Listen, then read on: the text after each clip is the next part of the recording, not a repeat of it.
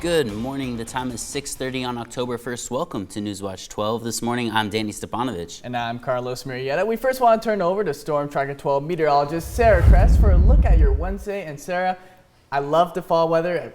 It feels like we've been getting a lot of rain. Have we been getting a lot of rain the last few days? We definitely have. Yesterday, maybe not as much as that first system that moved its way through, but in the last 72 hours, we've received quite a bit, especially as you are along the coast. Mount Shasta picked up a little bit more yesterday as well. But in terms of how much we've added since seeing on Monday, not too much, maybe a couple hundredths of an inch, maybe about close to a tenth of an inch in some areas, but not much added to our totals from Monday. But with that being said, we do have some good news. We have fire danger levels in Klamath and Lake counties now lowered to moderate, joining Jackson and Josephine counties. We are seeing these lowers in those levels, but I do want to remind you, we are not in the clear of fire season just yet. So while this is good news, make sure you still are being fire aware because we have drier weather on the way after we do see this system wrap up later into the week. But first, let's talk about what you're feeling this morning. It is going to be on the chillier side. We are dealing with cloud coverage across the region. Temperatures 55 from Medford, Grants Pass 55. We're at 49 from Mount Shasta and Klamath Falls. Could see a few areas of fog, but I'd say the big concern this morning is going to be seeing some shower activity. Roads will be wet in a few areas. Maybe drive a little bit slower. Now, if you are driving along I-5, working your way towards Ashland, we're seeing these showers move their way up northeast. Over east side, we're also seeing that as well into a few areas. Could encounter showers, so just be careful. You might want to turn on your windshield wipers a few times this morning, or just be aware you'll need that. But in terms of how much it's feeling like fall, well, it is going to be feeling quite like it today. Like the past few days, we'll hold on to those cloudier sky conditions.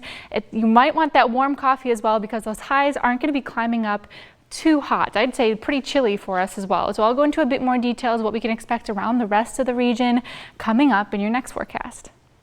And in our top story this morning, we start with the U.S. government shutting down overnight, running out of money with no deal in sight.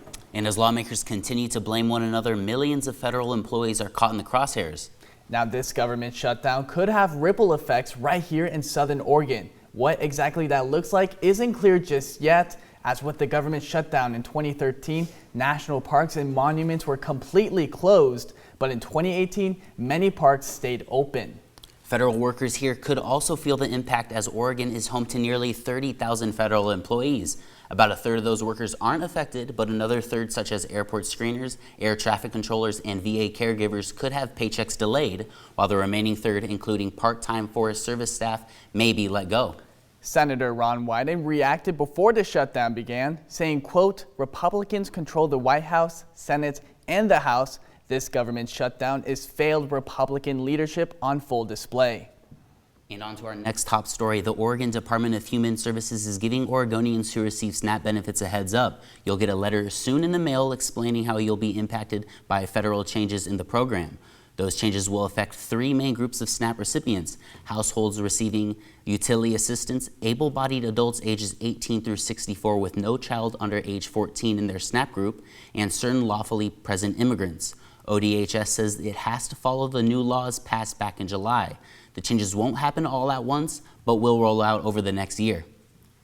And Crater Lake National Park has a new acting superintendent. Charles Beal will serve in the new role through mid-December. While Park Service works to fill in that position permanently, Beal will oversee several historic and cultural sites in Seattle, and he's known for pushing the Park Service to better connect with diverse communities, and now he's bringing that experience to Crater Lake during that transition.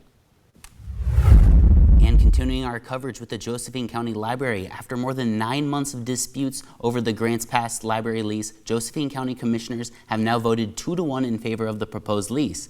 In an administration workshop yesterday, commissioners said they found a solution that benefits taxpayers and library services. The new agreement removes the 30-day without cause clause and asks the library to uphold facility maintenance. Commissioner Chris Barnett says a resolution was added to contest books within the library that are not overseen by the county. I'd like to make a motion to approve the current lease that legal counsel has presented, with them paying the rent and taking care of the building, and move forward at this time. And I'll second that motion. Okay, we have a motion and a second. Any discussion? I think we discussed this quite thoroughly over the months. Newswatch 12 reached out to the Josephine Community Library, who told us the library board is prepared to sign the lease agreement. And yesterday, Jackson County commissioners met with the city of Medford to discuss the $500 million plan that would bring a stadium, convention center, and more tourism to downtown Medford. With the potential for these new developments, Newswatch 12's Daryl Green explains the progress so far. Meeting with the Jackson County Board of Commissioners this morning, City Councilor Nick Card presented a new update on the Creekside Quarter project. We have a developer who is interested in developing who's interested in developing the west side. And so the west side, again, that is the conference center, hotel, office, parking. Card also reiterated potential plans for financing the development, highlighting the city of Medford's proposed transient lodging tax for hotels and Airbnbs on the November ballot. The council has made clear through resolution and direction staff to bring language that basically is only going to increase CLT if this project moves forward. Those funds, council has said, would be dedicated to the construction of the conference center.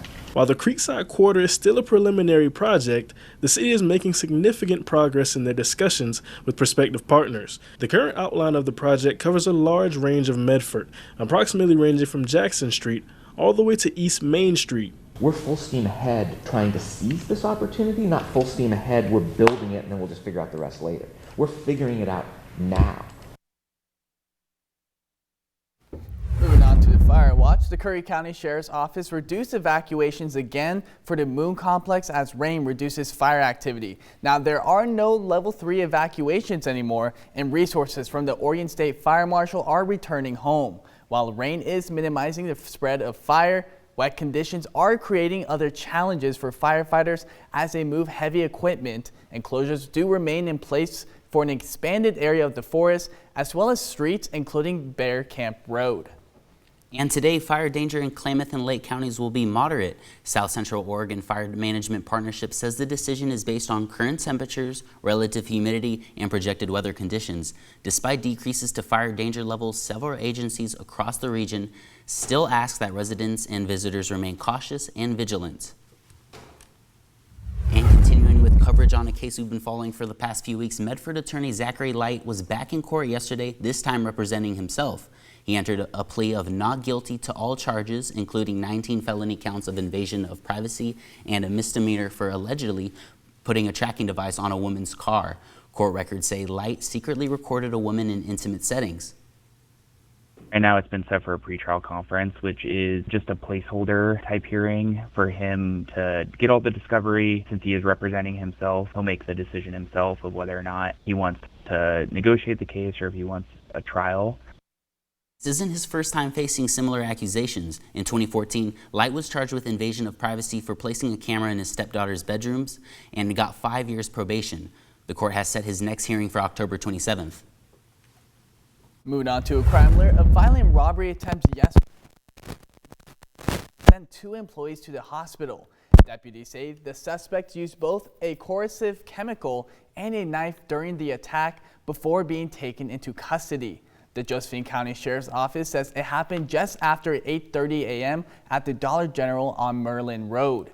Deputies say 72-year-old Mark Whitten walked up to the counter, announced that he was going to rob the store, and then threw a cup of muriatic acid at 2 employees. Both of them suffered severe chemical burns as they tried to rinse it off in the restroom.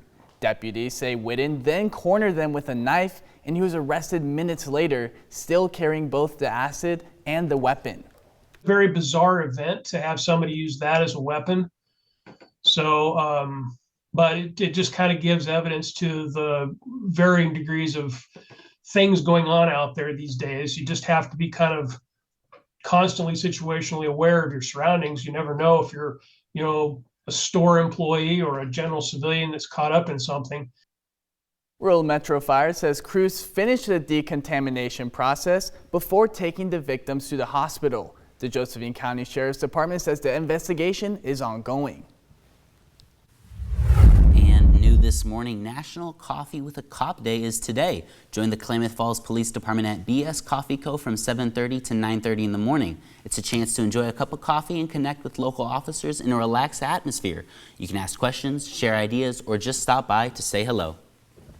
And starting today, Oregon State Parks will begin charging for parking at Harris Beach State Recreation Site. It's $10 a day for in-state visitors and $12 for out-of-state. Annual permits run $30 for 1 year or $50 for 2 and can be shared between vehicles. State parks say the change will help cover rising costs and a drop in lottery funding. And side note, the city of Brookings won't charge at Mill Beach or Chetco Point Park.